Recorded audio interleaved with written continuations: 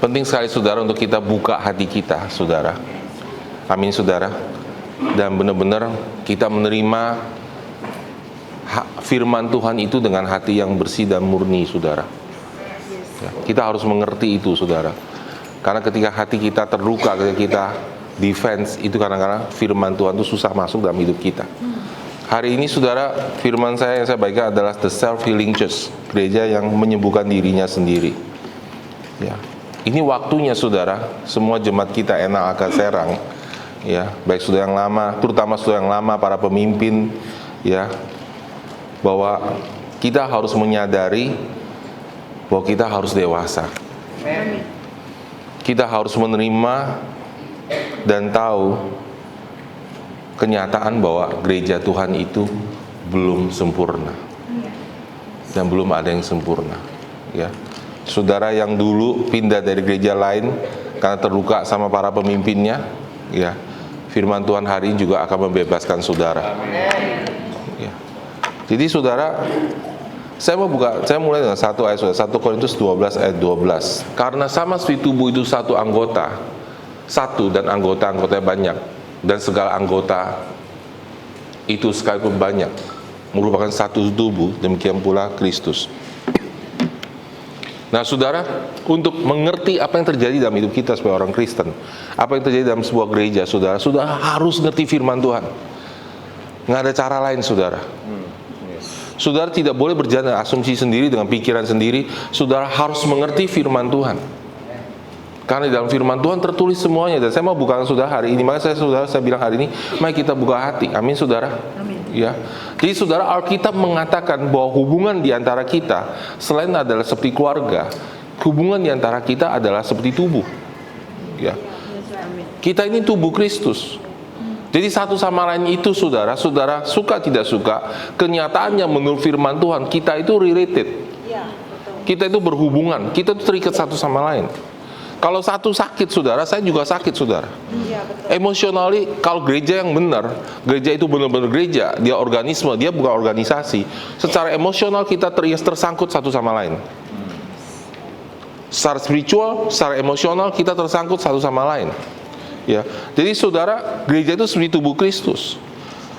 Dan saudara, salah satu keajaiban tubuh saya sama seperti tubuh manusia, saudara, kita bisa sakit pilek, bisa sakit batuk, dan kadang-kadang sakit kanker, saudara. Ya, jadi saudara, tubuh itu, saudara, dia punya kemampuan self healing. Tahu nggak, saudara, bahwa sel-sel saudara yang rusak itu diganti. Amin.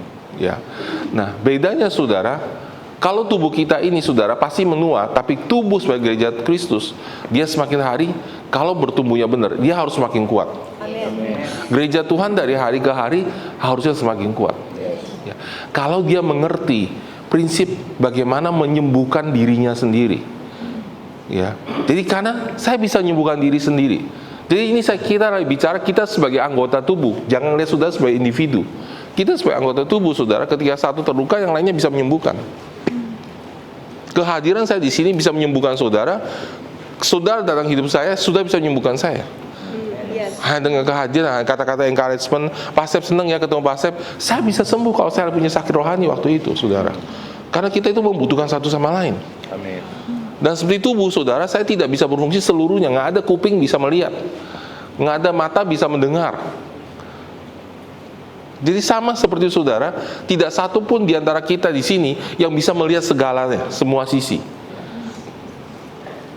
Memang Tuhan ciptakan kita seperti itu, saudara, supaya kita bergantung satu sama lain. Amin, saudara. Itu sebab saya nggak bisa nyanyi, saudara. Itu sebab pastor nggak bisa nyanyi.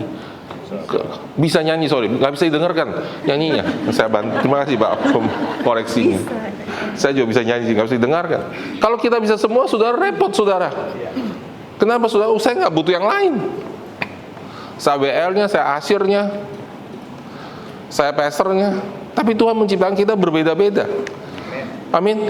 Ada yang ahli dalam teknik di gereja, ada ahli dalam nyanyi, ya, ada kekuatan di sana. Nah, dalam sejarah gereja, saudara, tubuh Kristus itu sakit, pernah dan masih. Ya. Dalam sejarah gereja, kejatuhan pemimpin itu seringkali terjadi karena masih manusia. Karena kita masih manusia, saudara, kita masih bisa memilih berjalan dalam roh ataupun dalam daging. Saudara harus mengerti ini.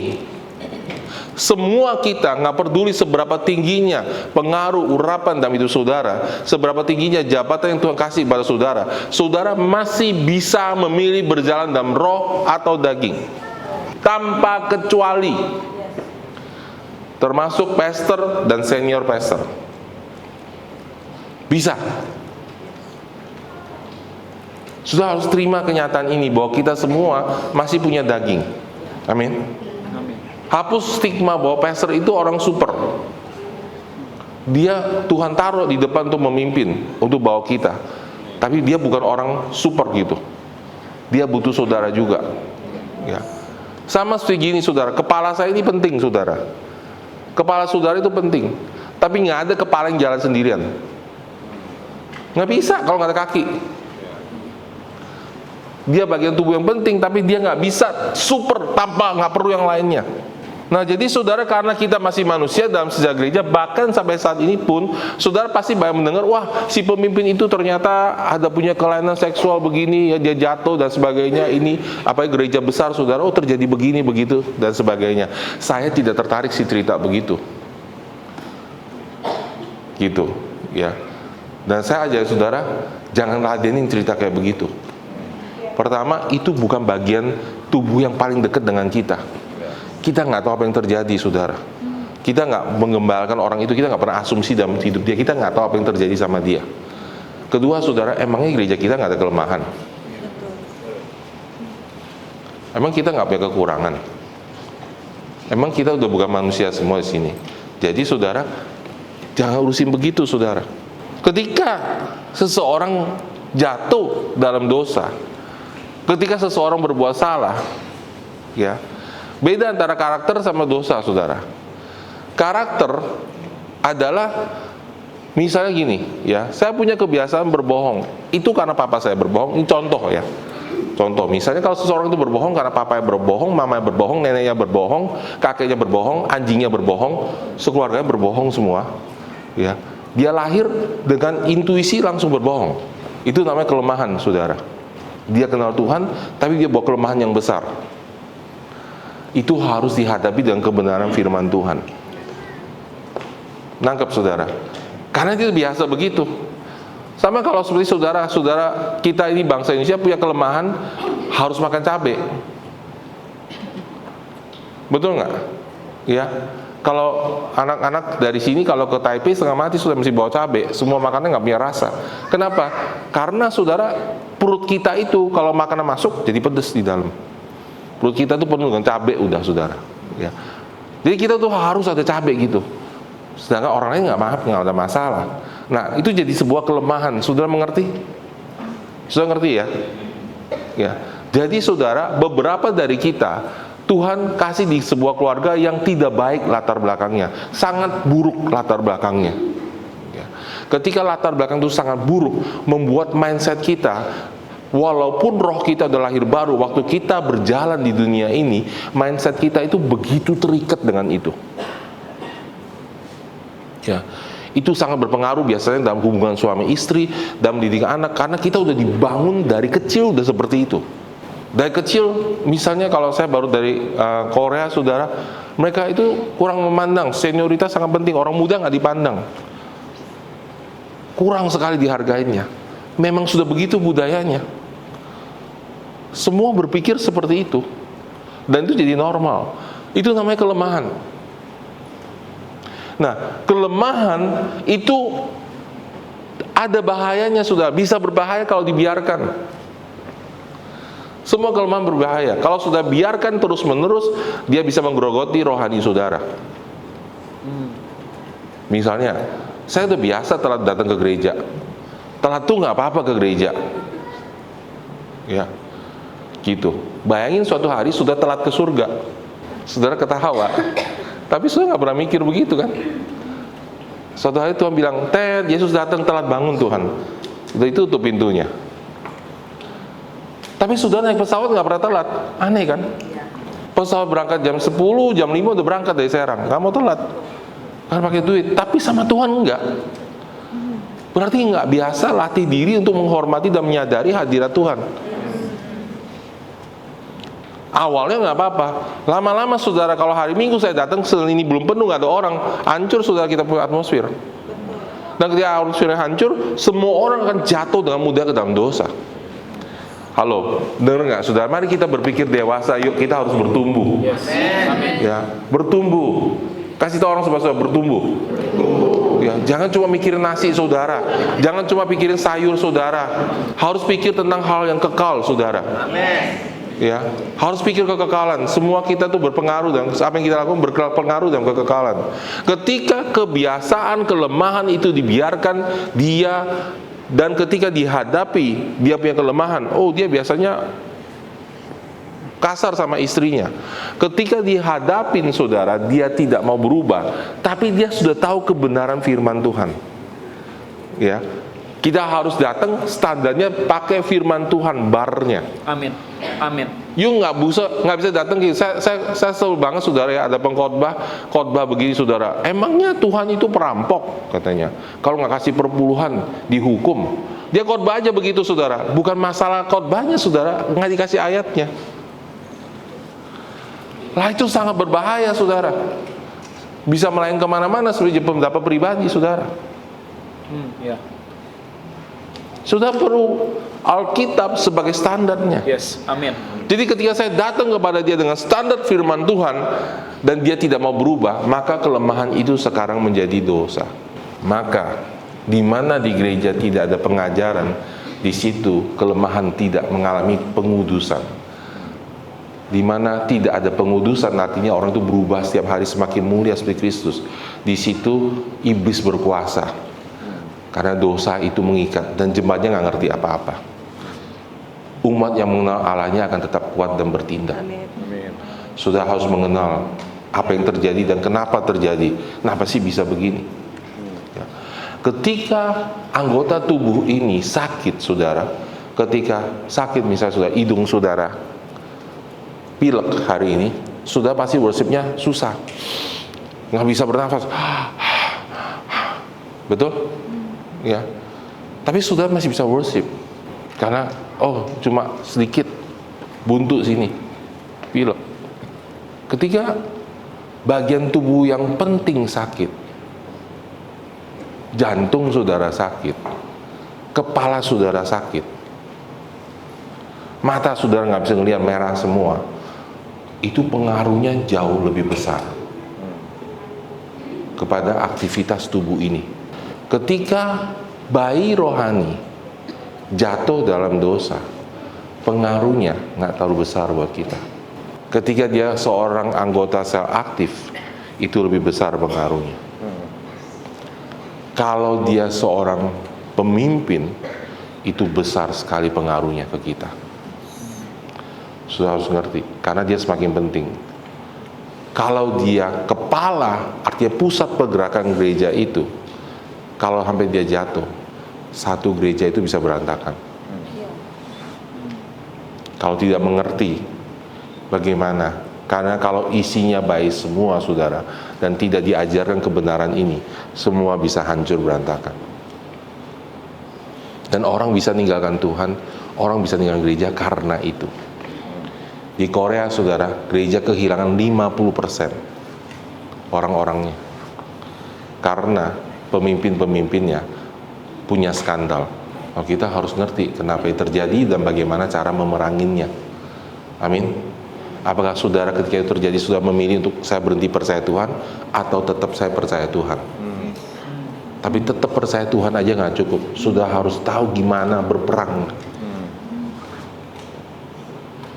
Ngerti saudara? Ya. Jadi itu sebabnya saudara, itu sebabnya dengan baik-baik saudara. Nggak pernah, saudara, selama ini masih daging, kita tuh nggak pernah sempurna, nggak pernah menghindari hal-hal seperti itu. Semakin besar gereja kita, semakin kita mesti kuat pemuritannya. Tapi itu pun tidak menjamin. Tapi kita bisa mengurangi efek dampaknya. Karena selama itu sifatnya manusia, di dalam bisa terjadi kerusakan.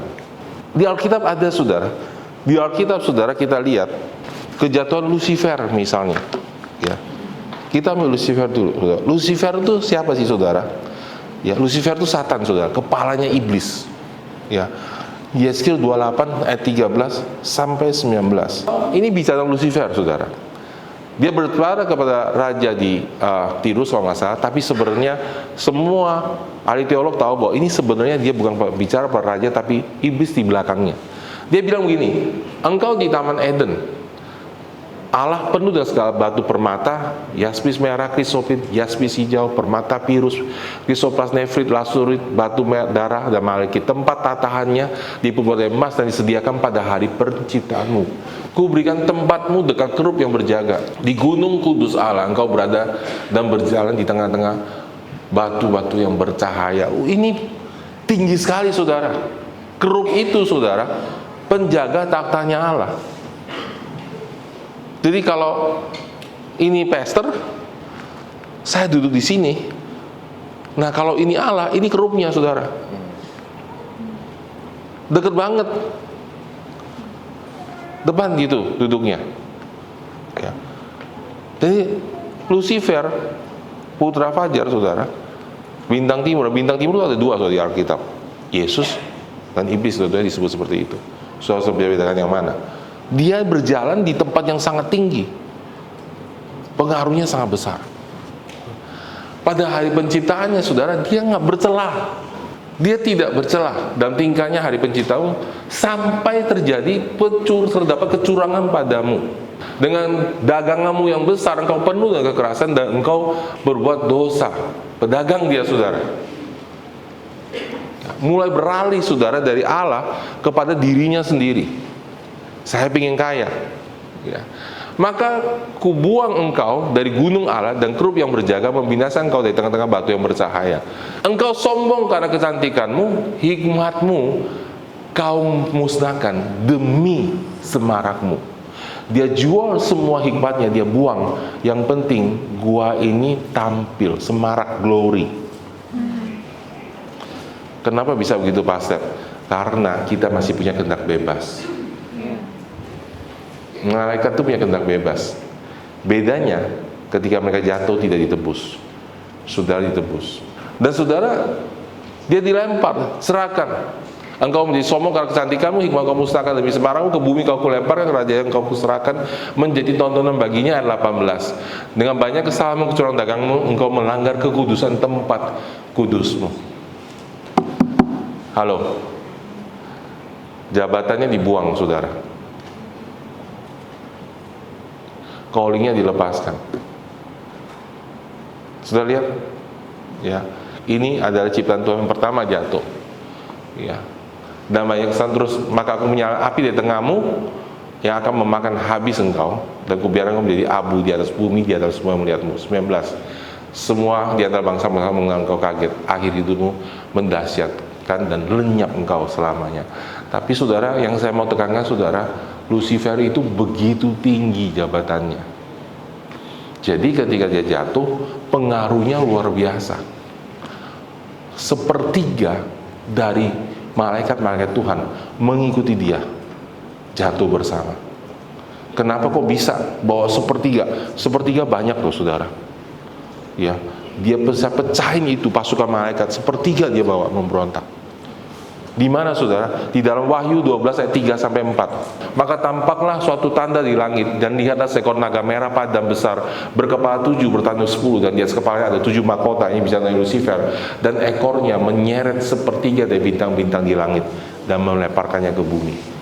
Jadi sepertiga dari malaikat-malaikat itu, saudara, hari jatuh dan menjadi iblis, saudara. Kenapa sih bisa mereka mau ikut? Karena siapa dulu yang memberontak? Tangan kanannya. Sangat besar kemungkinan Lucifer itu jabatannya lebih tinggi dari Michael dan Gabriel, 3 penghulu malaikat yang besar di surga yang diceritakan di Alkitab. Jadi dia bawa. Itu sebabnya, saudara, ketika seorang menjadi pemimpin, kita sangat ketat menyeleksi karakter dan prosesnya. Sudah mengerti nggak sekarang? Ya. Kita sangat penting menyeret karakter dan prosesnya. Kalau dia belum pemimpin, dia jatuh nggak ada masalah. Tapi kalau dia pemimpin, masalah buat kita semua. Karakter dan prosesnya sangat penting. Ya, sebisa mungkin kita menghindari Seorang pemimpin menjadi pemimpin tapi masa lalunya masih sangat mengikat. Amin, saudara. Tapi namun demikian, saudara, Alkitab juga mengajarkan kita, bukan berarti ketika seorang pemimpin ketika jatuh tidak ada jalan keluar yang cepat dan baik menurut firman Tuhan. Yudas Iskariot adalah contohnya, saudara. Ya. Dalam kejadian Yudas Iskariot, ya, dia jual keselamatannya dan hubungan dengan Kristus. Dia jual Kristusnya. Bayangin, saudara, dia jualin keselamatannya pakai duit, saudara. Ya. Dan saudara, Yudas Iskariot, saudara, ketika menjual itu, roh iblis masuk dalam dirinya. Nanti sudah kita buka ayatnya. Dan dia dikuasai oleh iblis.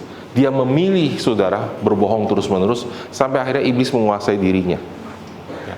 Tapi dalam kasus Yudas Iskariot, saudara, Tuhan itu punya 12 rasul yang spesial. Ke-12 rasul ini nggak bisa digantikan oleh rasul-rasul lainnya. Ini namanya 12 rasul anak domba. Ya. Ke-12 ini adalah 12 orang yang pernah ketemu Yesus, menyentuh Yesus, melihat Yesus, mencium bau badannya Yesus, yang melihat secara fisik Yesus. Paulus tidak demikian. Paulus lihat Yesus dari penglihatan. Waktu Yesus di muka bumi, Paulus belum bertobat, saudara. Jadi lain, saudara. Jadi harus ada 12 anak domba. Ketika Yudas jatuh, saudara, menjadi 11. Padahal 12 anak domba ini penting sekali sebagai fondasi gereja seluruh dunia. Ya. 1 Yohanes 1 ayat 1 mengatakan, apa yang telah ada pada kami dari semula, yang telah kami dengar, telah kami lihat, dan mata kami telah saksikan, kami telah raba dengan tangan kami. Tentang firman hidup itu kami tuliskan pada kamu. Yang nulis ini Yohanes, saudara. Ya. Jadi ini rada rasul anak domba, saudara. Rasul anak domba itu pernah meraba. Dia lihat gitu. Harus ada 12. Penting sekali kan jabatannya? Penting sekali sebagai fondasi gereja. Ketika Yudas mengkhianati Yesus dan dia mati bunuh diri, jabatannya harus segera diganti oleh orang lain. Karena harus 12. Kisah Para Rasul 1 ayat 16 sampai 12. Hai saudara-saudara, harus genap nas kitab suci yang disampaikan oleh Roh Kudus dengan perantaraan Daud tentang Yudas, pemimpin yang menangkap Yesus. Terus, dahulu yang termasuk bilangan kami mengambil bagian dalam pelayanan ini. Yudas ini telah membeli sebidang tanah dengan upah kejahatannya, lalu ia jatuh tertelungkup dan perutnya terbelah sehingga semua isi perutnya tertumpah ke dalam keluar. Hal itu pun diketahui oleh penduduk Yerusalem, sehingga tanah itu mereka sebut dengan bahasa mereka sendiri, Hakal Damar, tanah darah. Sebab ada tulisan kitab suci, biarlah perkemahan menjadi sunyi, biarlah tiap penghuni ada di dalamnya, biarlah jabatannya diambil orang lain. Jadi harus diisi, saudara. Ya. Terus, ya. Jadi harus ditambah kepada seorang dari mereka yang senantiasa berkumpul dengan kami selama Tuhan Yesus bersama-sama dengan kami. Lihat nggak, saudara? Orang yang dipilih harus ada orang yang pernah secara fisik menyentuh Yesus. Itu syaratnya 12 rasul anak domba. Harus pernah, selalu gitu, ya. Dan kemudian, saudara, berikutnya yaitu dari baptisan Yohanes sampai hari Yesus terangkat ke surga, meninggalkan kami untuk menjadi saksi dan kami tentang kebangkitannya. Lalu mereka mengusulkan 2 orang, Yusuf Barsabas dan bernama Yustus dan yang bernama Matias, ya. Mereka berdoa dan berkata, ya Tuhan, Engkau mengetahui isi hati semua orang, tunjukkan kira siapa yang Engkau pilih dari kedua orang ini, dan untuk menerima jabatan pelayanan kerasulan yang ditinggalkan Yudas yang terjatuh ke tempat yang wajar baginya. Lalu mereka membuang undi karena waktu itu Roh Kudus belum turun, saudara. Mereka pakai undi, saudara. Dan yang kena undi adalah Matias, dan demikian ia tambahkan kepada ke-11 orang itu. Ya, genap, saudara. Ke-11 orang itu, saudara. Dan mereka terus setelah itu menjadi 12 lagi. Ya. Jadi dirubah, diisi lowongan pelayanannya. Nah, saudara, kita lihat permasalahannya cepat banget selesai di sini, saudara. Karena apa, saudara? Karena nomor 1, kesehatian para pemimpin. Para pemimpinnya sehati, ya. Terus pengertian firman Tuhan. Mereka mengerti harus ada 12 anak domba, saudara. Jadi kesehatian penting, kedewasaan pengertian kita tentang firman Tuhan itu penting. Halo, saudara. Sudah bisa ikut nggak, saudara? Ini penting banget buat jemaat kita ke depannya, saudara. Ya. Jadi kesehatian. Kemudian nomor 3, saudara, pemimpin level berikutnya itu siap. Karena Matias ini bukan first layer, tapi dia second layer. Ya, bukan lapisan pertama, lapisan kedua. Dia siap, yes. Ya. Jadi saudara, kalau kita mau gereja kita kuat dan menghindari masalah-masalah ketika pemimpin jatuh, menghindari perpecahan di dalam sini, pemimpinnya harus bertumbuh dewasa dan mengerti. Yang keempat saudara, kemurnian hati pemimpinnya. Siapa nih? Barnabas atau si Barsabas atau si Matias? Jatuh ke Matias, udah kita pilih dia. Nggak ada rebutan jabatan. Nangkep saudara? Ya, ini penting, murni hatinya. Jaga kemurnian hati kita sebagai jemaat, ini sangat-sangat penting. Ya, murni hatinya. Apa ada contoh kejatuhan pemimpin yang lain di Alkitab? Ada. Demas misalnya. Kolose 4 ayat 14. Di situ saudara, ya, Paulus mengirim salam bersama Lukas kepada jemaat di Kolose. Demas disebut di situ. Ya, berarti orang sangat dekat sama Paulus, saudara. Bahkan di Filemon 1 ayat 24 dikatakan dari Markus, Aristarchus, Demas dan Lukas teman-teman sekerja, udah partner sekerja. Dekat sekali. Demas ini udah bukan murid lagi, udah partner sekerja. Saya dan Pak Eng ini partner sekerja, bareng kerjasama. Ya. Tapi saudara, berubah ketika di dalam 2 Timotius 4 ayat 10. Karena Demas telah mencintai dunia dan meninggalkan aku, ia telah berangkat ke Tesalonika. Berubah saudara orangnya di tengah jalan. Ini pemimpin. Jadi ada contoh di Alkitab. Wahyu 2 ayat 6. Tetapi ini yang ada padamu, yaitu engkau membenci segala perbuatan pengikut-pengikut Nikolaus, yang juga aku benci. Jadi Tuhan benci sama Nikolaus, saudara, pengajarannya. Ya. Di dalam Wahyu 2 ayat 15 diulang lagi, saudara.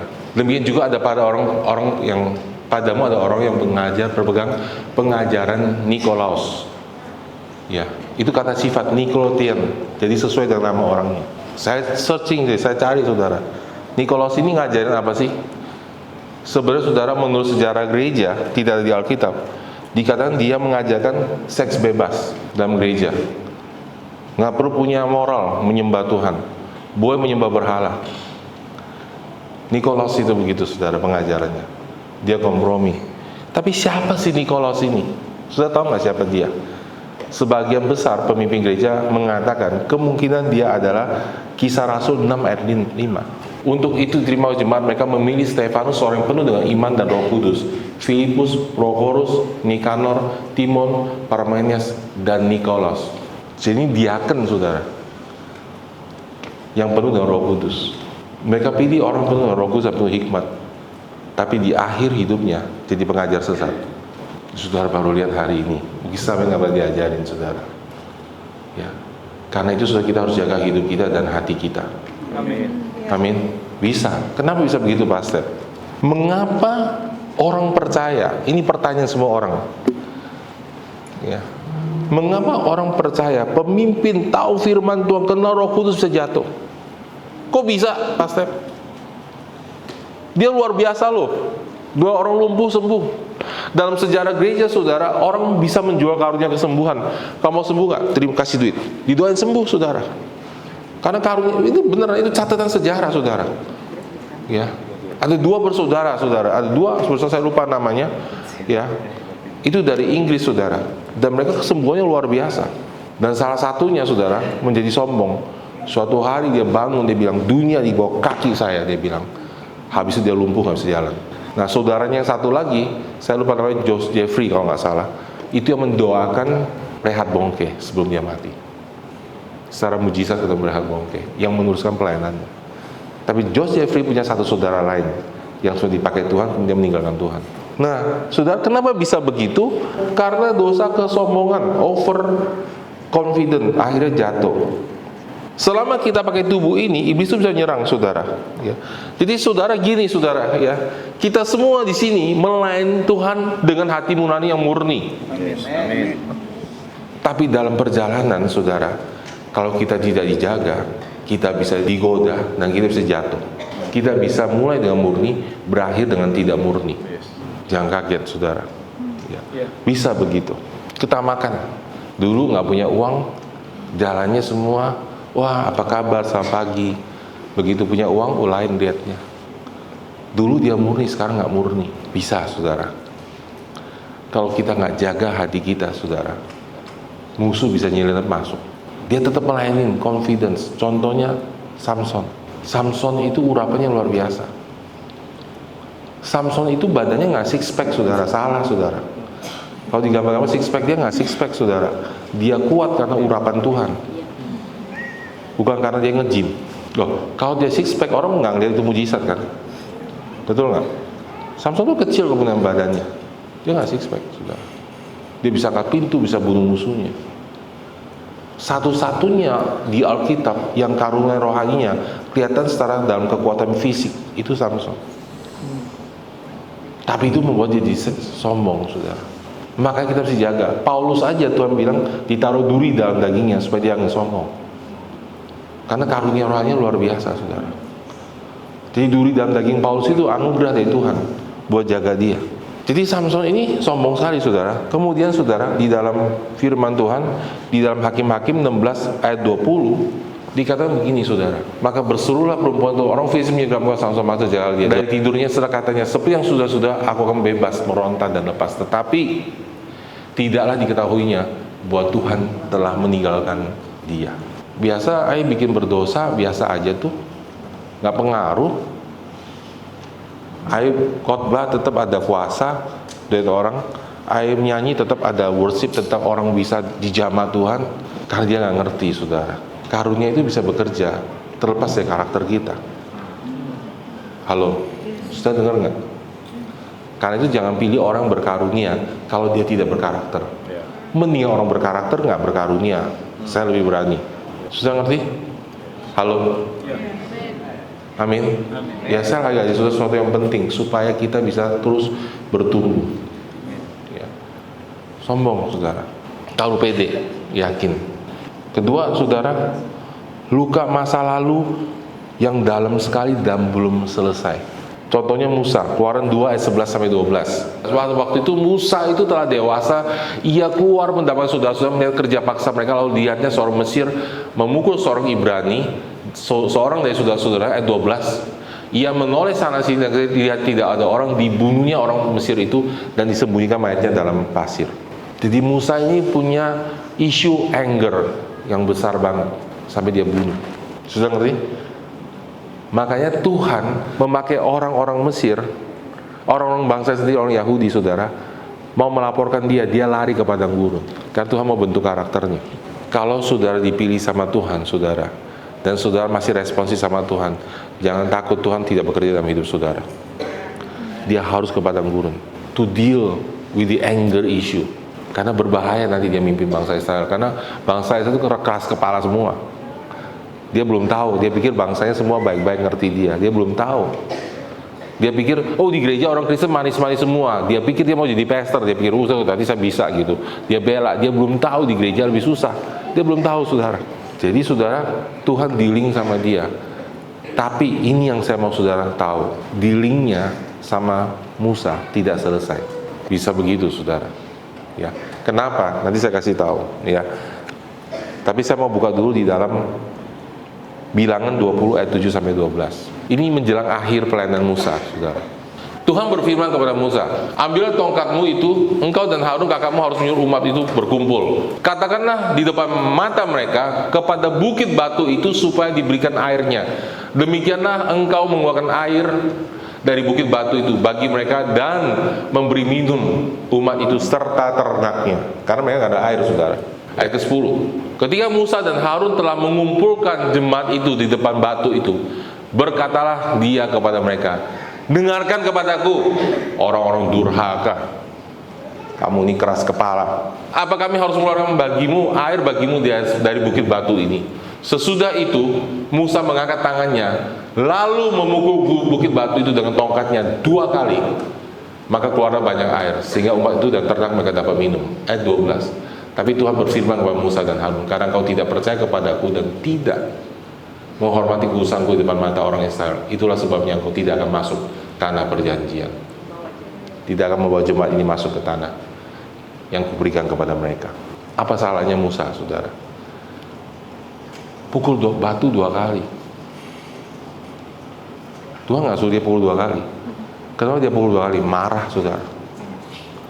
Udah marah dia, saudara. Puk 2 kali dia pukul. Loh, emang pukul 2 kali itu salahnya apa, Pastor? Karena Musa ini mewakili Allah. Apa itu gunung batu itu? Yesus Kristus. Dipukul Yesus Kristus supaya keluar air untuk kita dengan kehidupan. Ngerti nggak, saudara? Jadi Tuhan Yesus harus dipukul, harus disalibkan supaya kita dapat air hidup. Dia pukul 2 kali, artinya dia bilang depan umat Tuhan, Yesus harus mati 2 kali. Nangkep? Musa ngerti itu. Makanya waktu Tuhan disiplin dia, nah ini yang hebatnya Musa, saudara, nggak komplain, nggak ada. Pertobatan sejati adalah lebih takut sama Tuhan daripada takut kehilangan manusia. Semua boleh ambil dari hidup kita. Jangan kasih karunia Tuhan dari hidup kita. Amin, saudara. Semua boleh hilang dari hidup ini, tapi Tuhan jangan.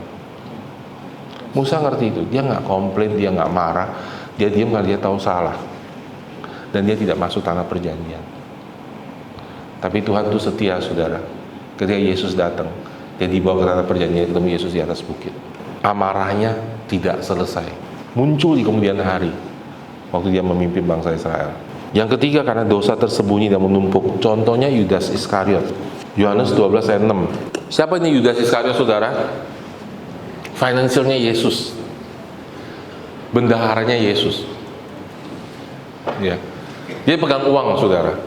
Jadi saudara, hal itu dikatakannya, nah sudah di rumah boleh baca komplit. Dikatakannya bukan karena memperhatikan nasib orang miskin, melainkan ia adalah seorang pencuri. Ia sering mengambil uang yang disimpan dalam kas yang dipegangnya. Gila ya, saudara ya. Dekat dengan Yesus, ngelihat dia bagi orang mati, ngelihat mujizat, dia nyuri duitnya. Kenapa Yesus nggak negur dia sih, Pak Step? Kenapa Yesus nggak negur SP1, SP2, SP3? Kenapa Yesus nggak tegur? Ketika dia lihat mujizat dan dia berani berbuat dosa, nggak ada teguran yang bisa merubah dia. Kesaksian itu sudah teguran buat dia. Dia terus melakukannya, nggak mau bertobat, saudara. Yohanes 13 ayat 27 mengatakan, dan sesudah Yudas menerima roti itu, ia kerasukan iblis. Lalu kata Yesus kepadanya, apa yang hendak kau perbuatlah dengan segera. Jadi saudara, seseorang yang terus-menerus berbuat dosa dan tidak bertobat, akhirnya dia buka pintu untuk iblis menguasai dia sepenuhnya. Dengan kata lain, Yudas Iskariot sampai ke titik dia meninggalkan Tuhan, dia murtad, saudara. Dia jual Tuhannya. Nah, Petrus juga nyangkali Tuhan, tapi dia tidak murtad. Saudara, bedanya? Ya, ini murtad, saudara. Dia tinggal Tuhan. Jadi Tuhan serahkan dia kepada iblis, iblis masuk dalam diri dia, menguasainya sepenuhnya. Tapi Pastor, kenapa sih Tuhan masih pakai orang-orang kayak begitu? Kenapa ya? Kenapa orang-orang ini suatu hari punya kelemahan Tuhan pakai?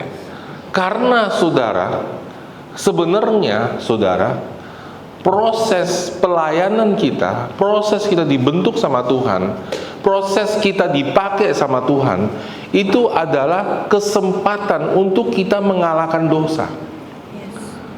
Nangkep nggak, saudara? Kalau saudara tidak melayanin, saudara justru tidak akan pernah keluar dari dosa. Itu sebabnya pergi menjadikan semua bangsa muridku, itu adalah perintah amanat agung yang sangat penting. Semua gereja yang tidak pergi menjadikan bangsa muridnya, itu problemnya lebih besar daripada yang pergi. Saya nggak bilang kita nggak ada problem, tapi kalau saudara tidak pernah menginjil, itu problemnya jauh lebih besar.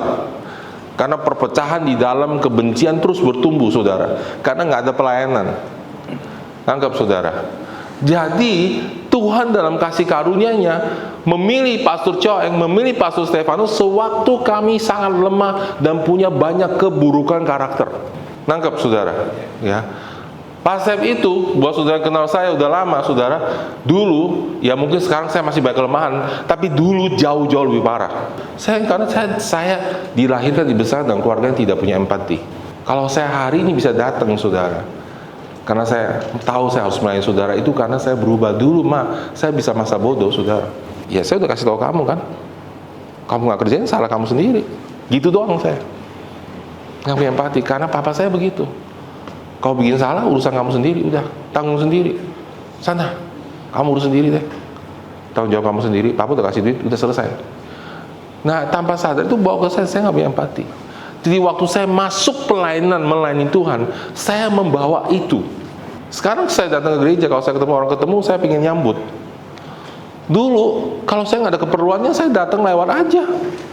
Nggak perlu ngomong, nggak penting. Saya hanya punya tujuan, saya akan ngomong sama dia. Jadi saya punya kelemahan luar biasa, saudara. Semua orang dipakai Tuhan. Waktu Tuhan pilih, dia itu punya kelemahan yang luar biasa. Hari pertama dia melayani, sudah mengerti nggak? Tetapi karena Tuhan memilih dia, memakai dia dan saya untuk melayani, dan ketika kami melayani, kami melihat pekerjaan Tuhan melalui hidup kami.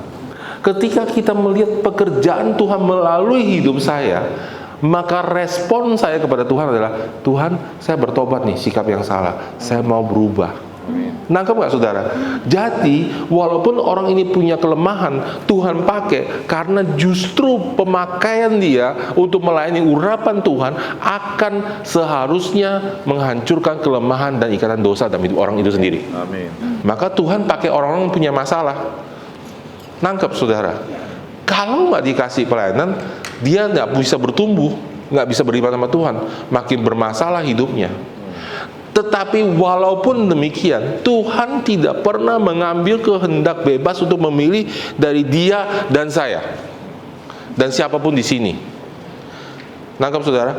Jadi ketika saya melayani Tuhan, dan ketika godaan itu datang, saya bisa masih tetap salah pilih. Dan ketika saya salah pilih, saya tidak mau bertobat, terus membesar, pada waktu itulah dia jatuh. Dan waktu dia jatuh, ngerusak ke gereja. Semakin penting dia, semakin merusak, dampaknya itu semakin besar. Kalau kita nggak dewasa, memecah kepercayaan kita kepada Tuhan dan kepada saudara seiman. Siapa yang paling diserang, saudara? Satu, bayi rohani. Ya, orang yang baru ke gereja, nggak ngerti apa-apa, nggak ngerti dia, nggak ada firman yang kayak nggak pernah diajarin, langsung diserang. Kedua, orang yang memang udah punya kepahitan, udah punya luka, langsung saya bilang, tuh kan, bener kan? Ya toh? Ketiga, orang punya kelemahan yang sama, ikutan. Semua pengajaran sesat dimulai dari begitu, saudara. Karena kita mulai bingung. Kalau kita masih bayar rohani, kita bingung, ini siapa ya? Kok pemimpin bisa gitu ya? Berarti semua bisa dong. Berarti ikut Tuhan percuma dong. Kata-kata itu nyerang pikiran kita. Tuh kan, gua udah bilang, gereja usianya orang munafik semua. Itu sudah kalau di luar denger tuh banyak sekali. Orang nggak mau ke gereja lagi karena apatis. Ya gue percaya Tuhan sih, tapi nggak mau ke gereja aja. Capek gue di situ, dituntut melulu tapi nggak pernah ini. Karena nggak ngerti. Dan tujuannya cuma satu, iblis, saudara, supaya gereja bertumbuh, berhenti bertumbuh, dan orang ini yang kepahitan disingkirkan dari komunitas supaya dia juga berhenti bertumbuh. Jadi saudara, itu tujuannya musuh, saudara. Ketika itu terjadi, saudara, kita itu semua ada di persimpangan jalan. Ketika pemimpin itu jatuh, saudara, kita secara pribadi dan kita sebagai gereja itu ada di persimpangan jalan. Kalau, saudara, tangannya insan, saya ambil, saya potong, saudara, dia mesti teriak, ah! Kalau dia nggak teriak, ah! Ada yang sakit lebih parah. Jadi kalau ada pemimpin yang jatuh, kamu pasti sakit. Kalau nggak sakit, cek, lebih parah lagi rohani kamu. Sakit, menderita. Baik yang dipotong, keluar, maupun tubuh ini, itu menderita, sakit, nangis, teriak. Itu wajar, saudara. Itu terjadi, saudara. Tapi kalau saudara, cuek, sebodoh, itu urusan dia. Tuh kan, gue udah bilang tuh, emang begitu orangnya. Nah, berarti saudara sendiri juga sakit. Bayangin, saudara, kalau tangan kanan saya dipotong, tangan kiri saya bilang, lu kan, tuh kan, gue udah bilang, kan jadi tangan kiri. Sok sih lu, tangan kanan melulu dipakai gue nih. Nah, itu ada yang sakit nih tangannya. Berarti saudara nggak terikat di dalam. Hatinya juga udah sakit, itu berbahaya, saudara. Kalau hati kita nggak terikat, iblis mudah ambil kita keluar begitu aja. Sudah nangkep nggak? Sakit, saudara. Ya. Dan ketika sakit itu, saudara, kita ini semua, baik sebagai gereja NAAK Serang, saya ngomong langsung sekarang, saudara, ya. Dan kita sebagai individu, kalau saudara tidak sakit, saudara happy-happy aja tetap pelayanan, something is wrong with you. Ada yang salah sama saudara. Pelayanan tetap jalan kayak biasa aja, ada yang salah. Nah, ketika ini terjadi saudara, kita ini semua di persimpangan jalan. Dengarkan baik-baik saudara. Baik saudara yang mendisiplin, saudara yang didisiplin, saudara sekarang ada di persimpangan jalan. Apa itu persimpangan jalan? Perapatan saudara. Saya mau pilih jalan ke sini atau jalan ke sini. Amsal 8 ayat 1 sampai 36. Dengar baik-baik saudara. Amsal 8 ayat 1 sampai 36. Bukankah hikmat berseru-seru dan kepadanya mendengarkan suaranya. Terus, di tempat-tempat tinggi, di tepi jalan, di persimpangan jalan dan saya berdiri. Di pintu-pintu gerbang depan kota, itu ada keputusan saudara, pintu gerbang. Ya, pada jalan masuknya berseru dengan suara nyaring. Hai pria, datanglah kepadaku berseru. Hai anak manusia, aku tujukan suaraku. Hai orang tak pengalaman, tuntunlah kecerdasan. Hai anak-anak bebal, mengertilah dalam hatimu. Dengarlah, karena aku mengatakan kepadamu perkara-perkara dalam, dan aku membuka bibirku tentang perkara-perkara yang tepat. Karena lidahku mengatakan kebenaran dan kefasikan dan kekejian bagi di bibirku. Segala perkataan mulutku adalah adil, tidak berbabelit atau serong. Semua itu jelas bagi yang cerdas, lurus bagi yang berpengetahuan. Sudah bayangkan saudara, jelas kalau saudara hatinya bersih dan sudah punya pengetahuan Alkitab. Kalau saudara nggak punya pengetahuan Alkitab di dalam kondisi-kondisi begini saudara, bisa mati rohani saudara. Kalau sudah nggak baca Alkitab saudara, nggak ngerti. Hikmat itu bekerja kayak kita baca Alkitab, kita punya dasar, ya. Terus saudara, terima didikanku lebih daripada perak, pengetahuan lebih daripada emas. Apa yang dia ngomong saudara? Halo, dengar baik-baik saudara. Hikmat itu bisa hilang gara-gara kekayaan. Saudara lihat nggak? Ngerti nggak maksudnya? Terima didikanku lebih dari perak, emas. Karena kamu bisa pilih perak dan emas daripada didikan Tuhan. Selalu saingannya hikmat itu uang. Uang. Pilih uang daripada pilih Tuhan. So jadi orang bodoh. Ayat ke-11. Karena hikmat berharga permata, apapun yang diinginkan orang tidak dapat menyamainya. Aku hikmat tinggal bersama kecerdasan, aku memberikan pengetahuan dan kebijaksanaan. Takut akan Tuhan ialah membenci kejahatan. Aku membenci kesombongan, kecongkakan, tingkah laku yang jahat dan mulut penuh tipu muslihat. Padaku ada nasihat, akulah pengertian, padakulah kekuatan. Karena aku para raja memerintah dan para pembesar menetapkan keadilan. Karena aku para pembesar berkuasa dan bangsawan semua hakim di bumi. Aku mengasihi orang mengasihi aku, dan orang yang tekun mencari aku mendapatkan aku. Hikmat tuh kayak, karena kata hikmat tuh bahasa Inggris tuh si, selalu si, nggak pernah hi saudara. Jadi kayak perempuan saudara. Saudara, kalau saudara laki yang pernah ngejar perempuan, perempuan tuh mesti dikejar. Kalau saudara nggak ngejar, dia nggak buka hatinya. Perempuan yang benar ya. Kalau perempuan begitu datang langsung buka hati, itu. Kalau saudara bilang, saudara ngejar perempuan bilang, aku merasa kamu ini istri saya ya. I love you, mau nggak menikah sama saya? Perempuan bilang, enggak, saya belum mau. Ditolak, itu biasa saudara. Karena perempuan tuh harus dikejar. Jangan sudah datang ke perempuan, I love you, perempuan bilang welcome home. Repot saudara. Ya laki-laki boleh tolak sekali aja udah kabur. Nggak ada begitu saudara, saya juga ditolak busian. Besoknya coba lagi. Emang begitu saudara. Hikmat tuh seperti perempuan saudara. Kalau saudara sayang sama dia, saudara mengasihi dia, dia akan berikan saudara hikmat. Tapi kalau saudara nggak ngejar, saudara nggak ngerti-ngerti baca Alkitab. Kekayaan dan kehormatan ada padaku, juga harta yang tetap dan keadilan. Buahku lebih berharga dari emas, bahkan dari emas tua, hasilku lebih baik perak pilihan. Aku berjalan di kebenaran di tengah keadilan, supaya kuwariskan kepada harta kepada yang mengasihi aku, dan kuisi penuh ke perbendaharaan mereka. Tuhan telah menciptakan aku sebagai permulaan pekerjaannya, sebagai permulaan pertama-tama dahulu kala. Jadi saudara, sebelum saudara melakukan segala sesuatu, yang pertama saudara butuhkan adalah hikmat. Nah saudara, hikmat ini saudara berseru-serunya di perapatan jalan. Today, hari ini ada hari keputusanmu. Ketika hatimu hancur, ketika hatimu terluka, ketika engkau berbuat salah, kamu pilih yang mana? Karena waktu kita berbuat salah, kita itu ada di perapatan jalan. Berisik saudara di kepala kita. Jangan kasih tahu, jangan kasih tahu. Lu salah, lu salah. Dia yang salah, kamu yang salah. Berantakan di sini. Perapatan jalan. Udah, bales aja, kerjain. Lu dihancurin, lu hancurnya lebih parah lagi. Atau biarin, saya serahkan sama Tuhan, biar Tuhan berperkara. Saya bersalah, saya berbohong lagi. Atau saya katakan kejujuran, saya bertobat sepenuhnya, biarin dia hancur hidup gua. Yang penting gua jujur sekarang. Perapatan jalan, saudara. Kita sebagai jemaat NLK Serang di perapatan jalan hari ini. Maka Pak Sep datang. Kita mau apa ini sekarang? Cuek, pura-pura nggak ada masalah, maju ke depan, atau kita hadapin bersama dan kita pilih kebenaran. Hari ini, saudara, ketika seorang pemimpin jatuh, semua hubungan kita dites. Apakah saya masih percaya dia? Kadang-kadang kita cuek, saudara. Saya kasih tahu saudara, kelihatannya nggak ada masalah, pikirannya nyelinap ke dalam. Nanti 2-3 tahun meledak. Dijaga, dicoba lihat sebenarnya apa yang kamu rasakan. Jangan cuek. Sebenarnya kamu sesakit apa? Keluarin. Sekesel apa, ngomong. Jangan dicuekin. Ya udahlah, hai berlalu lah. Yang penting gua diberesin urusannya. You mesti kejar itu hati saudara. Mesti dihadapin. Betul. Mesti open. Ini salah. Kalau kita jalan terus tanpa kita koreksi diri, kita jadi jemaat yang blow on, nggak ngerti firman Tuhan.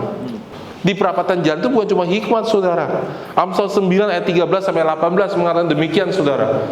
Perempuan bebal cerewet sangat tidak bertahan dia. Ia tak tahu malu, ia duduk di pintu gerbang rumahnya, di kursi tempat-tempat tinggi di kota, tempatnya sama. Dan orang berlalu jalan yang lurus, jalannya diundang kata-kata, siapa nggak pengalaman simpang singgah kemari kepada orang yang tidak berakal budi, katanya, air curian manis, roti dimakan dan sepusunya lesat rasanya. Tapi orang tidak tahu bahwa di sana ada arwah-arwah dan orang-orang diundangnya ada dalam dunia orang mati. Jadi roh jahat juga di pinggir jalan. Bukan cuma hikmat loh. Jadi bisa bilang, tuh kan, gua udah bilang sama lu, percuma lu pelayanan, lu nggak diperhatiin juga kan? Tuh lihat tuh, keluar kata-kata itu, plek muncul. Gua udah bilang apa sama kamu? Pokoknya gini, saudara, supaya bisa membedakan semua yang pekerjaan roh jahat dilihat dari buahnya, jangan dari katanya. Buahnya itu rasanya pahit, nggak bisa nipu. Marah, pahit, benci, wah habisin loh. Nah itu bukan berarti. Tapi kalau buah dari Tuhan, saya mau kebenaran, harus dinyatakan. Bukan berarti orang tidak bersalah tidak ada konsekuensi. Kebenaran dia harus ada konsekuensi. Tapi bukan saya yang nambahin hukumannya. Biar Tuhan yang kasih konsekuensi. Dan kalau perlu pemerintah yang kasih konsekuensi, bukan saya. Saya nggak akan nambahin kepahitan di dalam jemaat ini. Jadi kalau kita nggak dewasa rohani dan kita sendiri punya luka, kita mulai gosip. Gosip artinya apa? Kebenaran ditambahin plus-plus ceritanya. Tuh kan, aku udah ngomong sama kamu, si A tuh memang begini. Kan dulu aku udah bilang, dia tuh mulai nambahin sesuatu yang saudara karena luka pribadi. Sudah tidak lagi berdiri sebagai hamba Tuhan yang netral pelayanannya. Sebagai hamba Tuhan tuh kita harus objektif, nggak bisa subjektif, saudara. Netral. Saya berusaha menjaga hati saya netral, walaupun saya tidak sempurna, saudara. Netral. Semua di sini jemaat ini, dengar baik-baik. Semua jemaat ini yang percaya dalam hatinya sedalam-dalamnya bahwa saya adalah keluarga rohani di sini, itu adalah anak rohani saya. Nggak ada bedanya. Memang ada beberapa orang karena dekat secara jarak, jadi lebih kenal. Tapi kebenarannya, saya bertanggung jawab untuk mengembalikan semuanya ini. Amin. Tanpa kecuali. Itu kebenaran namanya. Nggak ada perbedaan. Ngerti, saudara? Amin. Maka Pak Sep datang hari ini. Nah, saudara, jadi itu terjadi, saudara. Ya, kita di persimpangan jalan. Dari mana orang ini datang? Kenapa gereja itu muncul orang seperti ini? Ya, Kisah Rasul 20 ayat 29 mengatakan orang-orang seperti ini. Paulus mengatakan waktu dia tinggal di jemaat Efesus, dengar baik-baik saudara, apa yang tertulis di Alkitab itu penting buat kita dan bisa terjadi di tengah-tengah kita. Paulus mengatakan di dalam Efesus, saudara, di dalam 20 ayat 29, aku tahu bahwa setelah aku pergi, serigala-serigala ganas akan masuk ke tengah kamu dan tidak akan menyayangkan kawanan domba itu. Kedua, ayat 30, bahkan dari antara kamu sendiri akan muncul beberapa orang yang dengan ajaran palsu berusaha menarik murid-murid dari jalan yang benar supaya mengikuti mereka. Dua sumbernya, satu orang luar yang masuk ke gereja. Makanya saya lebih suka melahirkan anak rohani sendiri pada adopsi. Paling nggak saya lebih kenal. Adopsi saya perlu waktu, saudara. Karena dia bawa nilai dari luar. Dari luar dia nyerang. Yang kedua, orang gereja sendiri dari dalam berubah hatinya. Seperti Nikolas tadi. Kenapa saudara hatinya berubah? Karena di dalam hati dia, di bagian yang paling dalam saudara, ada luka yang tidak kelihatan. Dan suatu ketika dipicu luka itu keluar, cepret. Dan dia reaksinya nggak benar, saudara. Sudah mengerti nggak? Dan saya mau ngomong ini, saudara, bukan hanya menjaga orang yang bersalah, tapi kita harus menjaga diri kita sendiri. Amin. Karena kita juga punya. Kadang-kadang saudara, orang tertentu hanya karena tidak ke-expose saja. Kita punya kelemahan. Kelemahan pornografi itu paling sering tidak terekspos. Tapi saya mau kasih tahu saudara, sama aja ngerusaknya. Cuma nggak kelihatan. Jadi saudara, ketika saya menegur saudara seiman, saya harus dengan hati yang lemah lembut, sadar bahwa saya juga punya kelemahan. Jangan negurnya kayak saya udah nggak punya kelemahan. Memang kita harus tegur. Jadi saudara, intinya orang dari dalam itu saudara, ketika kita bertobat, roh, jiwa, dan tubuh. Roh yang sempurna, jiwa belum sempurna. Jiwa disempurnakan justru salah satu oleh ketika kita melayani Tuhan. Jadi jika orang terus-menerus berjalan dengan ketaatan, justru kelemahan tercabut karena melayani. Mengalahkan itu perlu proses dan waktu berjalan sama Tuhan. Kalau dia taat, semuanya itu terhilang perlahan-lahan. Karena benih kebenaran bertumbuh dalam dirinya. Karena itu Tuhan tetap seringkali memakai dan mengangkat orang itu sampai suatu saat dia tidak taat, akumulasinya nggak diselesaikan, meledaklah dan jatuhlah dia. Karena benihnya tersimpan sangat dalam yang iblis tabur dalam hidupnya. Itu sampai dia sendiri kadang-kadang ada yang sampai tidak sadar. Ya. Karena itu saudara, dengar baik-baik. Ini yang penting saudara. Mau ditegur, terbuka, dibawa ketuhanan Yesus Kristus. Ada kunci menyelamatkan kita dari jebakan iblis. Itu kuncinya. Nggak ada yang imun di antara kita. Kuncinya mau ditegur. Semakin sudah nggak mau ditegur, semakin saudara susah. Semakin iblis mudah menjebak saudara. Karena semakin saudara nggak terbuka, semakin saudara nggak mau ditegur, semakin mudah dia isolasi saudara dengan pikiran saudara. Ingat, kita ini tubuh Kristus, nggak ada yang sempurna. Ada yang saya lihat, Pak Eng nggak bisa lihat. Ada yang Pak Eng lihat, saya nggak bisa lihat. Saya harus sadar, saya tidak bisa lihat 360 derajat. Harus sadar. Mungkin dia lihatnya beda, tapi saya harus sadar. Ada yang saya nggak lihat. Ada karunia yang dia punya, Tuhan kasih saya nggak punya. Demikian pula sebaliknya. Kita saling membutuhkan. Itu maunya Tuhan seperti itu. Bagaimana kita tahu kita adalah gereja yang sehat? Ketika pemimpin kita jatuh, kita tuh luka. Itu wajar. Halo. Amin. Kita terluka dan sadar, aware. Bukan menyukuri, bukan bersuka cita, bilang rasain lo. Tuhan paling benci orang seperti itu. Amsal 6 ayat 16 sampai 19 mengatakan, 6 perkara dibenci Tuhan, bahkan 7 perkara menjadi kekejian hatinya. Mata sombong, lidah dusta, tangan menumpahkan darah orang tidak bersalah, hati yang membuat rencana yang jahat, kaki yang segera melari menuju kejahatan, seorang saksi dusta yang menyembur-nyemburkan kebohongan dan yang menimbulkan pertengkaran saudara. Kalau seseorang berbuat salah, kita tegur, kita disiplin, itu saudara benar. Tapi kalau sudah bikin perpecahan, sudah jadi salah. Yuk kita bikin kelompok. Kita ini kelompoknya beda. Kita kelompoknya Serang, bukan orang Serpong. Kita bikin kelompok kayak gitu. Nanti Serpong bikin lagi. Memang tuh anak-anak Serang kayak gitu tuh. Nah itu salah saudara. Tapi setelah sudah mengatakan, oh kamu salah, kamu mesti bertobat. Itu nggak salah. Tapi sudah nggak boleh bikin perpecahan. Tuhan benci. Amin. Galatia 6 ayat pertama menyarankan agar orang yang rohani, artinya yang dewasa, yang dipimpin roh, harus berhati-hati dan rendah hati dalam menangani orang berdosa. Wow, jelas banget ayatnya. Ya, harus hati-hati dan rendah hati menangani orang berdosa. Ya. Kenapa saudara? Mereka harus berusaha memulihkan orang itu ke jalan yang benar dengan lembut dan juga menjaga diri mereka sendiri agar jangan jatuh dalam godaan. Karena ketika kejadian ini semua orang cenderung bisa bikin salah, termasuk pastor. Marah, sakit, kecewa melihat pemimpin jatuh dan bisa ambil tindakan yang salah. Nangkep nggak saudara? Dan semua tujuannya saudara supaya orang itu bisa kembali kepada Yesus. Orang itu kita bersama-sama tegur, lu mesti bertobat loh. Datang sebagai gereja bertobat.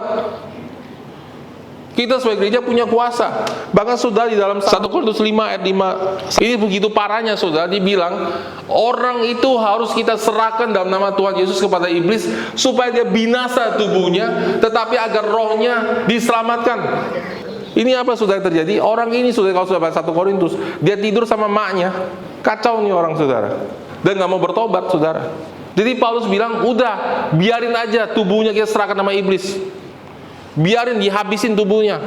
Dengan kata lain, biarin dia sakit kena penyakit, mati aja tubuhnya sekalian, supaya jangan sampai rohnya.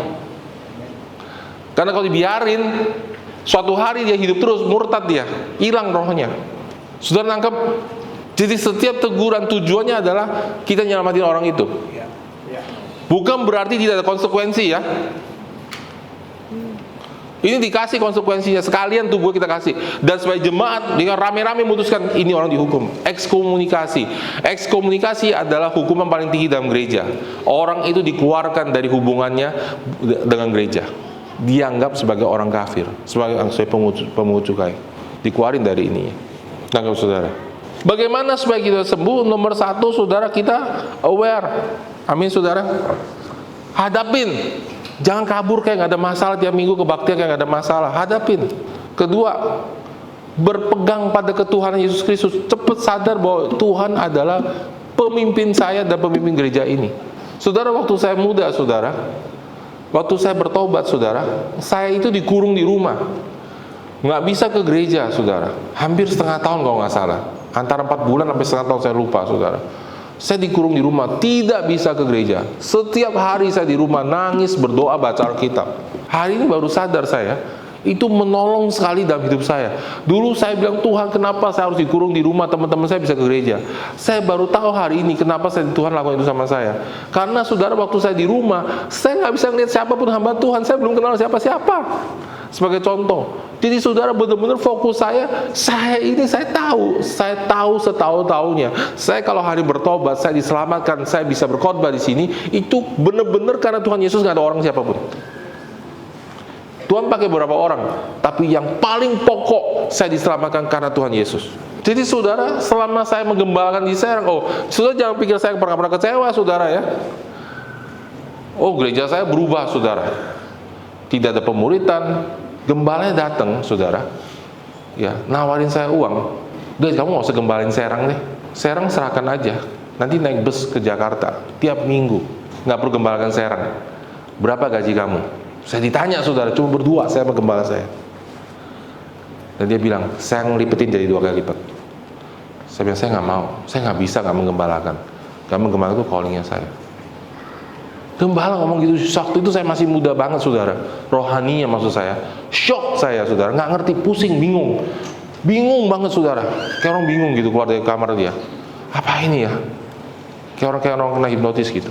Selama saya mengembangkan di Serang, saudara harus tahu, waktu datang ke Serang itu saudara, itu gelap banget dulu, susah. Sekarang enak, ada mall, ada bioskop, ya kan? Semua Serang udah lama tahu, dulu nggak ada kan? Nggak ada. Bayangin saudara-saudara, saya dari kota metropolitan, ibu kota Republik Indonesia, Jakarta, datang ke sini, ya. Nggak, saya lagi bukan bilang ini. Sudah bisa bayangin pengorbanan saya. Saya bawa anak 1, ya. Anak 2 sih, udah 2 waktu itu. Ya, Justin yang belum ada. Bawa anak 2, ya. Pakai car seat stroller tiap minggu bola-balik. 1 minggu tuh datang bisa 2-3 kali. Pak Eng tuh Pak Salim itu kalau pelayanan itu sampai malam saudara. Sampai pagi saudara. Pagi saya nyetir pulang. Udah begitu saudara, dikasih makan bebek coba saudara. Saya harus terima kan, kalau pikir saya misionaris. Padahal saya nggak suka bebek. Mereka beli bebek mahal-mahal kasih ke saya. Waduh, dua-dua sampai menderita. Pasti enak. Dia kan juga, minggu depan dikasih lagi saudara, ampun. Saya cuma mau kasih tahu saudara, bukan saya mau membanggakan pengorbanan saya. Saya cuma mau kasih tahu saudara, betapa kemungkinan besarnya saya bisa kepahitan. Dan saya mau kasih tahu saudara, itu saya cuma dikasih uang yang habis buat bensin dan tol. Titik, semua saya hidup dari pekerjaan saya sendiri waktu itu. Nggak ada yang tahu gereja. Dan saya mohon gembalanya, kunjungin saya dong. Saya kan butuh bapak rohani. Kunjungin saya dong. Sepanjang sejarah gereja kita, dia cuma pernah datang 1 kali. Karena gereja kita kecil dan nggak ada artinya. Selesai, dia pulang. Nggak pernah datang lagi. Setiap bulan, kita setia kasih perpuluhan ke situ. Nggak pernah nggak. Bulan yang tahu. Sebodoh. Saya kasih perpuluhan, saya kasih laporan. Pak, ini perpuluhan kita. Oh ya, dia ambil, ditaruh di lemari, dibaca pun enggak. Karena dianggap kecil dan nggak ada artinya. Saya sangat punya kemungkinan bisa kepahitan. Saya sama istri saya berdua berjuang cuma sendirian. Nggak punya pengalaman. Kotanya Serang. Sudah tahu kan betapa sulitnya menghadapi saudara-saudara kayak begini. Terima kasih kalau sudah bertahan sampai hari ini, dan terima kasih saya masih bertahan. Tapi saya memilih untuk tidak pahit. Karena apa, saudara? Karena saya berpegang kepada ketuhanan Yesus Kristus. Saya tahu persis yang manggil gua ke situ Tuhan. Saya tahu persis, itu saudara harus tahu. Kalau enggak, saudara suatu hari pasti kecewa sama manusia. Karena manusia itu pasti mengecewakan karena mereka belum sempurna kan? Nggak mungkin enggak. Siapapun gembala ini pasti akan ngecewakan saudara, Pak yang ngecewakan saudara, Pak Salim, aduh Bu, share yang begitu halus aja ada yang kepahitan sampai saya bingung gitu loh. Saya tuh yang bingung saya gitu loh. Di antara semua kita tuh paling sabar tuh Pak Salim sama Bu Shirley. Gitu. Sabar gitu. Dilusin gitu dombanya. Ada yang kepahitan saudara. Bingung saya. Jadi maunya gembala model apa? Karena kita ini semua manusia dan belum sempurna. Ya, sudah harus berpegang pada Tuhan Yesus Kristus. Yang pertama, kita harus aware ketika ada masalah. Kedua, berpegang pada Tuhan Yesus Kristus. Ketiga, tahu tindakan bagaimana kita bisa self healing. Gimana kita bisa menyembuhkan diri kita sendiri. Ya, saya ulangin lagi. Semua disiplin, separah-parahnya orang itu, tujuan akhirnya adalah memulihkan dia. Tapi kalau dia tidak pulih, dia tidak mau dipulihkan, itu udah urusan dia sama Tuhan. Ya, jangan kita yang salah depan Tuhan. Dan ketika kita di persimpangan jalan, pilih yang benar. Jadi hari ini saya mau letakkan dasar untuk jemaat NLHK supaya saudara kita tahu semua dengan jelas. Dalam gereja kita ada 3 area kesalahan yang bisa menyebabkan seorang pemimpin harus dilepaskan dari jabatan pelayanannya dan harus dikoreksi. Koreksinya berapa lama, Pak? Sampai kita yakin dia bertobat. Nomor 1, kalau terjadi kesalahan doktrin pengajaran dan melanggar nilai-nilai gereja kita. Misalnya, orang mengajarkan, oh bahasa roh nggak berlaku lagi, itu langsung out di kita. Nggak bisa. Ya. Oh pemuritan tidak alkitabiah, kita nggak perlu pemuritkan, itu nggak bisa. Dia harus turun dari pelayanannya. Oh percaya Yesus boleh sembahyang berhala juga, itu nggak bisa. Itu dasar kepercayaan kita. Tuh saya nggak percaya gereja lokal, melayani bebas-bebas aja, nggak bisa. Saya nggak percaya perpuluhan, itu nggak bisa.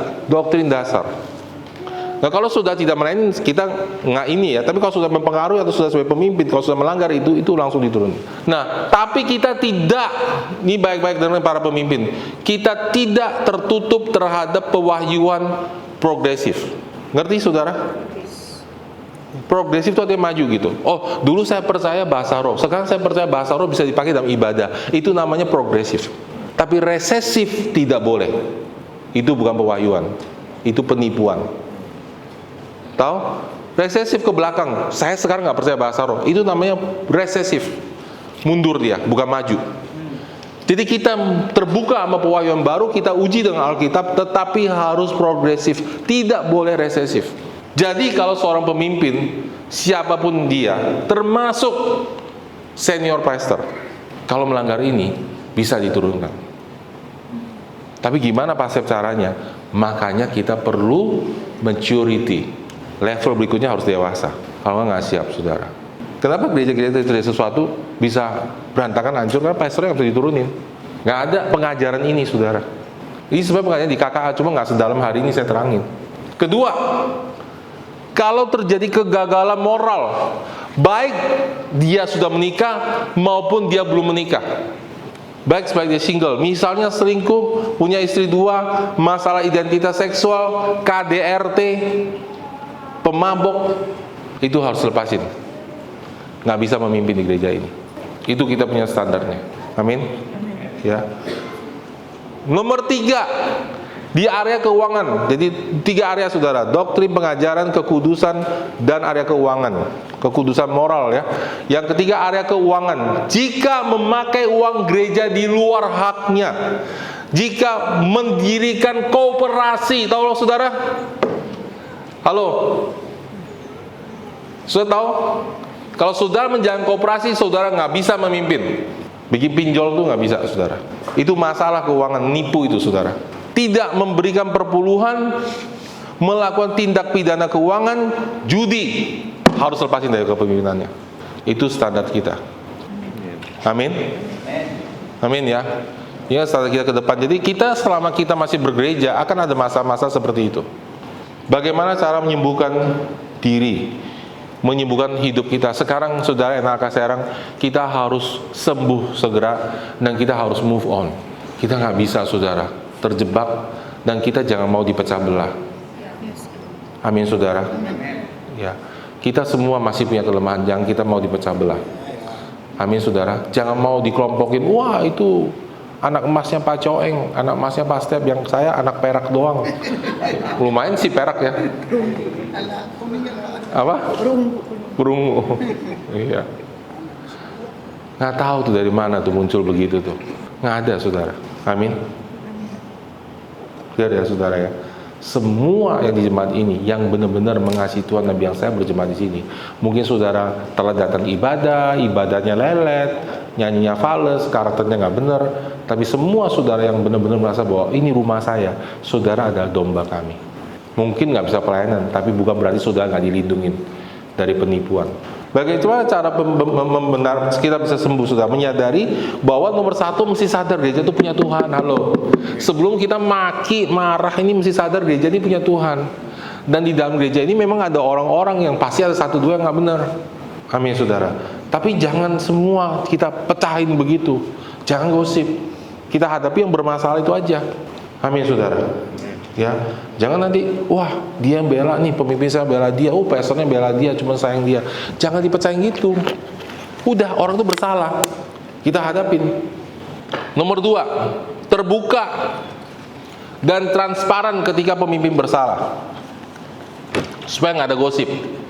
Ya, tapi saudara dengar baik-baik nih, saya mau ajarin saudara, ada tingkat transparansi. Transparansi kepada semua jemaat, termasuk hari ini saudara. Saya udah termasuk, ini udah hampir maksimal transparannya.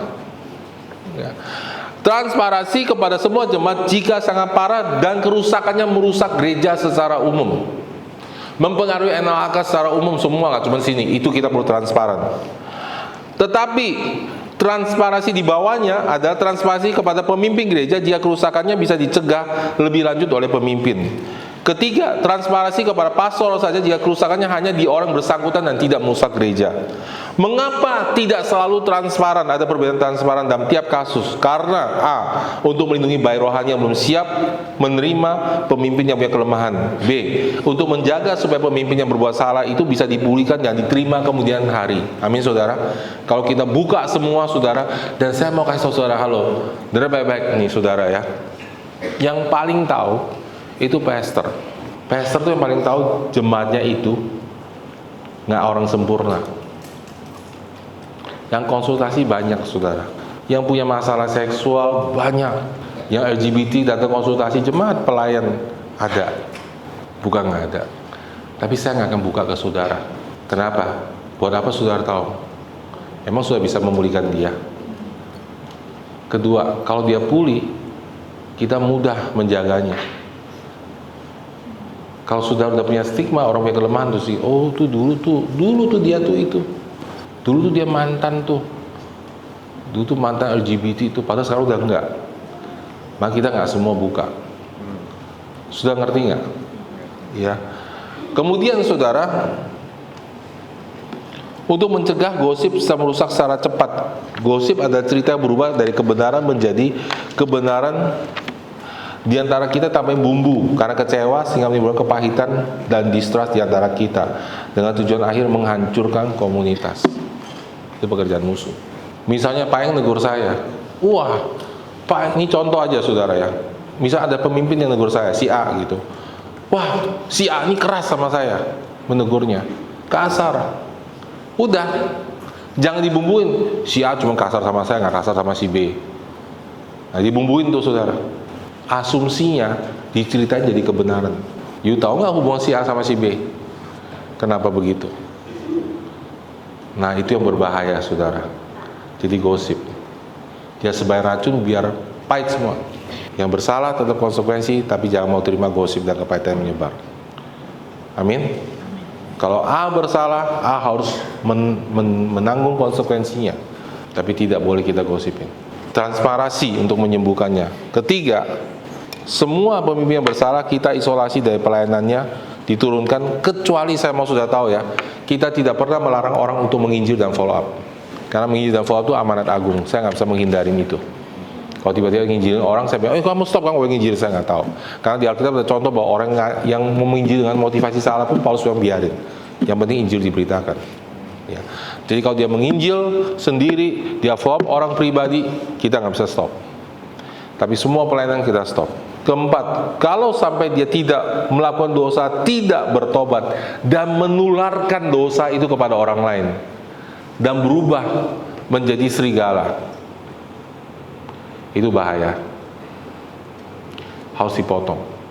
Ya, dulu ada satu gereja saudara ya, itu gembala ambil salah keputusan salah. Ini cowok, bukan gereja kita, gereja lain saudara ya. Ada cowok ini saudara, musisi saudara, tidur sama cewek satu, pindah cewek lain, dikerjain saudara.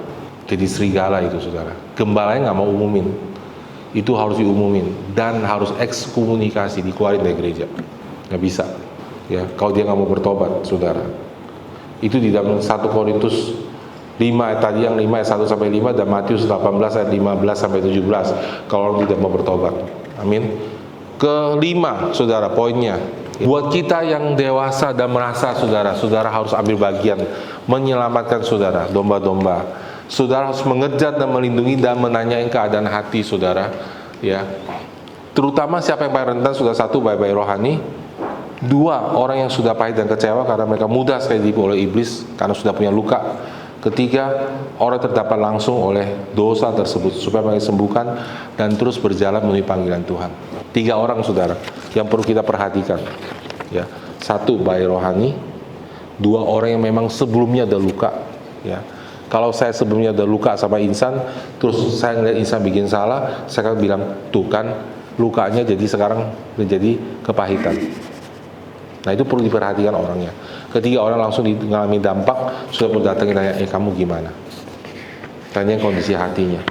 Mengambil fungsi ahli orang yang terjatuh dan setiap kelowongan pelayanan tinggalkan menjadi kosong karena tinggalkan orang tersebut. Langsung diisi. Contohnya Yudas Iskariot. Ketujuh, tunduk kepada kepemimpinan di atasnya atau kepada kepemimpinan yang berfungsi. Saya kasih pertanyaan, saudara. Kalau yang bikin salah senior pastornya yang paling senior gimana? Maka lapisan keduanya, pastoralnya itu yang harus siap. Kita bisa memulihkannya.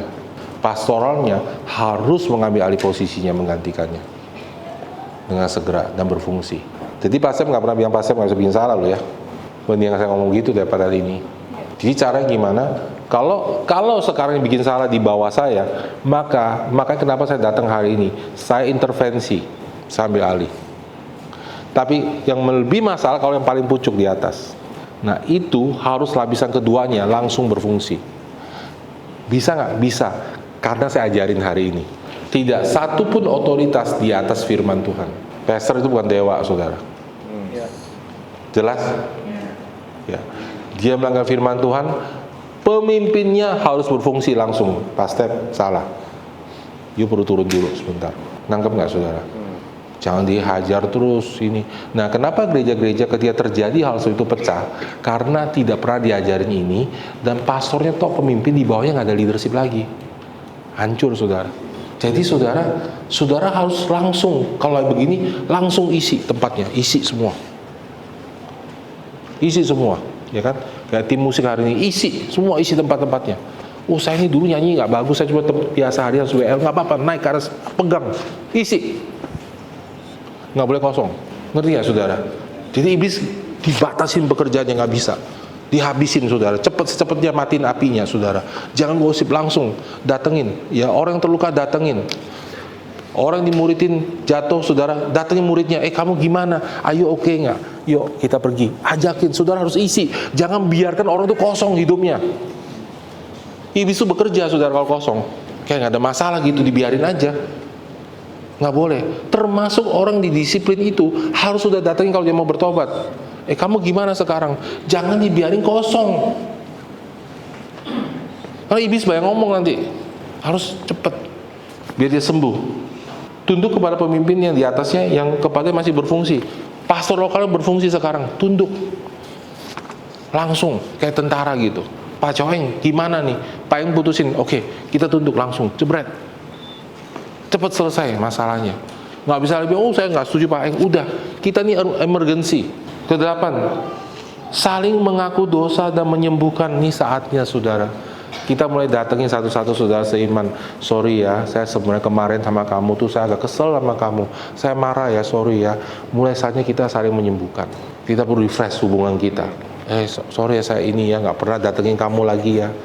Jadi rasa besar ya, bisa pas gitu. Sorry ya, saya nggak ini ya. Sudah mulai ngomong. Sembuhkan satu sama lain. Hendaklah kamu saling mengaku dosamu supaya kamu sembuh, Alkitab mengatakan. Ya. Tetap berfungsi pada bagian yang telah tugas ditetapkan. Kalau saudara masih berkhotbah, khotbah saudara yang memang masih berfungsi. Jangan karena itu sudah jadi bingung. Amin. Pasep biar gimana pun bisa sakit hatinya, saya harus tetap jadi gembala. Karena ini anak-anak saya harus saya lindungi. Soalnya Pasep nggak pusing. Soalnya Pasep nggak sakit-sakit. Cuman ini kan juga masih anak saya harus lindungi semuanya. Lah kalau bapaknya nggak berdiri, anaknya berantakan semua. Makanya saya datang hari ini menunjukkan bahwa Pasep tahu dan Pasep ada di sini. Sini masih ada bapaknya, masih ada leadershipnya. Jangan macam-macam iblis mau coba masuk ke sini, nggak bisa. Ngerti saudara? Ya. Ke-10, selama orang yang bersalah masih bisa diajar, dikoreksi, kita juga harus perhatikan selama dia mau bertobat aja. Saling tutupi kelemahan, ya. Udah. Oh Pak Eng kalau kerja cepat, kalau Pasep lambat. Pak Eng tolong dong, kamu lebih cepat bantuin saya. Saling tutup. Oh Pasep lebih kuat ngajar, Pasep tolong dong bantu saya ngajar. Saling tutup, jangan lagi saling mengkritik. Tutupin kelemahan satu sama lain. Hendaklah kamu saling menanggung bebanmu. Betul nggak saudara? Galatia 6 ayat 1 sampai 2. Ayat kedua, bertolong-tolonglah menanggung bebanmu. Amin saudara. Tadi pagi saya siapin, baru ayatnya jadi hidup. Sampai saya baca begitu lewat aja. Tolongin, bantuin tanggung beban. Bantuin, sekarang serang punya beban. Semua serang sekarang di atas. Di bawah Serpong bantu pelayanan. Nggak ada jemaat serang di atas pelayanan hari ini untuk RE. Karena kita perlu sembuh. Dibantu, saling ngisi tanggung beban. Amin. Ya. Saya percaya saudara, karena gereja itu terus-menerus masalahnya ini, bukan cuma gereja kita, saudara. Ya, masalah gereja bertumbuh, jatuh pemimpinnya, berantakan, bikin gereja baru, ulang lagi. Kenapa? Karena masih manusia. Tapi saya percaya pada hari-hari terakhir gereja Tuhan di mana-mana akan bangkit, berdiri jaya dan cemerlang penuh kemuliaan untuk membuktikan pada dunia bahwa kita sanggup memulihkan diri sendiri, sanggup mengampunin, sehingga kepercayaan orang kepada gereja pulih dan berujung datang pada gereja. Kita menjadi orang yang dewasa berpegang pada Kristus. Tiap kali ada pemimpin yang jatuh, tidak lagi kita buyar gerejanya, sehingga akhirnya mengulangi kesalahan yang sama. Tapi kita harus self healing, menyembuhkan diri sendiri. Ngerti saudara? Kita harus self healing, harus sembuhkan hati kita. Amin saudara. Hari ini saudara, mungkin sudah punya masalah, banyak banget masalah, banyak banget luka saudara. Hari ini saudara, kita datang, kita saling minta maaf, kita saling mendoakan. Jangan disimpan undang-undangnya, ceritakan aja saudara. Dan kita mau ada self healing. Amin saudara. Ketika kita saling mengampuni, saat itu hati kita tidak menigrek, kita tidak cuek sama luka kita. Kita mengakui kita terluka. Kita datang sama saudara kita. Datang kalau ke Pak Asep, ya Pak Asep, sorry Pak Asep, saya marah sama Pak Asep. Sorry Pak Eng, saya marah Pak Eng. Datang saudara. Datang ke sel saudara, sorry saya kesel sama kamu. Kita self healing. Jangan bilang besok jangan ulangin lagi ya, jangan gitu saudara. Jangan gitu saudara. Kita saling menolong. Amin saudara.